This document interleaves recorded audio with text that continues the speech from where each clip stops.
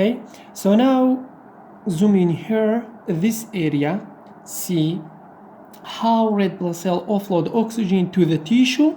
Okay, this is the tissue and this is the blood that carry the oxygen to the tissue and carbon dioxide also away from the tissue. So here how red blood cell offload oxygen to the tissue and the CO2 back to the blood, and how CO2, I mean carbon dioxide, is transported. Okay, so if we zoom in here, this is the what we call tissue.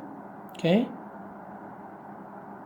this is the tissue. Okay, here we have tissue, are the cells of the tissue. Okay, and then here I'm drawing lining of the blood vessel. So the red one, this is the means that is here the blood. Okay, and are then between them we have what? We have interstitial fluid. Okay, between the tissue and blood also. Okay, first of all, this is also here what? Here's blood, and this red one is what? This red one is what we call red blood cell. Okay, this red one. Okay, so let's start. First of all, let's look how oxygen enter the tissue. Okay, so some of oxygen, I mean here, for example, oxygen in the plasma. Okay, some oxygen can be dissolved in plasma and can enter the interstitial fluid. Okay, interstitial fluid. Okay, can enter the interstitial fluid and can enter the tissue. Okay, can enter the tissue where the tissue can utilize it as energy. Okay, this is the first one. The first one, as I said, oxygen can be dissolved in plasma. Okay, oxygen can be dissolved in plasma and can enter the interstitial fluid and then can enter the tissue where the tissue can utilize it as energy. However, most of oxygen in our body is transported in red blood cell. I mean here, okay, in the red blood cell, such as what? Such as here, oxygen with what? With hemoglobin. Okay, so oxygen is transported bound to a molecule known as what? Hemoglobin. Okay, Hb, hemoglobin. Okay, so here hemoglobin and oxygen bound to what? To hemoglobin. Okay, so the hemoglobin and oxygen can be what? Can disassociate, forming what? Forming oxygen plus what? Plus hemoglobin. Okay, so this oxygen gas, this oxygen can then enter the interstitial fluid, and what then oxygen can be used by tissue. Okay, so we have two ways. Okay, oxygen in the plasma directly go to the what? Go to the interstitial fluid. Okay, enter the interstitial fluid and then can enter the tissue where the tissue can utilize it as energy, and then we have in the red blood cell mostly. Okay, so is transported bounded to a molecule known as hemoglobin. Okay, Hb. So here is hemoglobin and oxygen bound to hemoglobin. The hemoglobin and oxygen is what? Can disassociate, forming what? Forming hemoglobin and oxygen gas. Then this O2, this oxygen can enter the interstitial fluid, then oxygen can be used by tissue. Okay, so that was two ways. Okay, two ways to what? To enter the what we call oxygen to the from the blood to the tissue. Okay, so now let's look at carbon dioxide, because tissue form oxygen, carbon dioxide, CO2 as byproduct after using oxygen. Okay, so some of the CO2 or carbon dioxide from the tissue, a little, very little amount, can actually enter the blood, okay? Enter the blood, just be transported through the plasma. Okay, this is the first one. The second one, we have the second way, we have what some of it can re-enter the blood. Okay, again, reacted with what? Reacted with water. Okay, CO2 plus H2O with water. Okay, then with water, through what? Through a slow process. Okay, through a slow process, then form what? Form bicarbonate and hydrogen ion. Form bicarbonate, SiO3 minus, plus what? Plus hydrogen ion. So CO2 in this case is being what? Transported as what? As bicarbonate. Okay, but however, most of CO2 will actually enter the what? Into the red blood cell. Okay, here it will react with what? With water again. Okay, CO2 plus what? Plus H2O. Okay, so within red blood cell you have what? You have this membrane bound enzyme called what? Called carbonic anhydrase. Okay, carbonic anhydrase. Okay, this is membrane bound enzyme called carbonic anhydrase, which will through what? Through a fast process here on, yeah, while in the plasma is what? Is slow process. Within the red blood cell through the fast process converts CO2 and H2O to form what?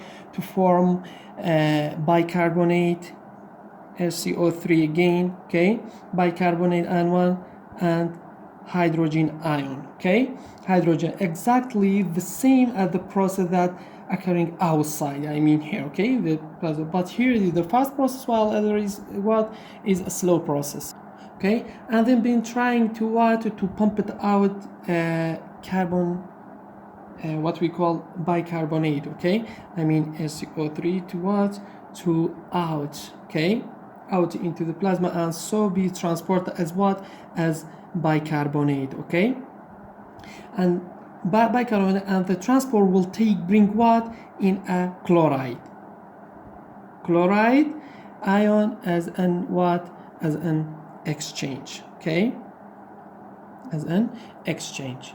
Okay, so as I said, which was a slow process here outside, but here within the red blood cell is a fast process with a membrane